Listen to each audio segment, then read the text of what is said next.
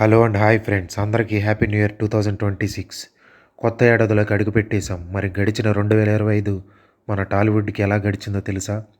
2025లో Tollywood box office దగ్గర ఎన్ని సినిమాలు రిలీజ్ అయ్యాయో తెలుసా? ఈ నెంబర్ వింటేనే షాక్ అవుతారు. అవునా? నిజమా? 2025లో టాలీవుడ్ బాక్స్ ఆఫీస్ దగ్గర ఏకంగా 282 సినిమాలు సందడి చేశాయి. అంటే యావరేజ్గా వారానికి 5 సినిమాలు రిలీజ్ అయ్యాయి అన్నమాట. ఇందులో థియేటర్లలోకి వచ్చినవి 222 అయితే డైరెక్ట్ ఓటీటీలో వచ్చినవి 41, ఇంకా మేజర్ డబ్బింగ్ సినిమాలు 25. ఈ గడిచిన 2025 టాలీవుడ్కి బ్లాక్ ఇయర్ అనే చెప్పాలి. ఒక్క మూవీ కూడా 300 కోట్ల మార్క్ టచ్ చేయలేదు.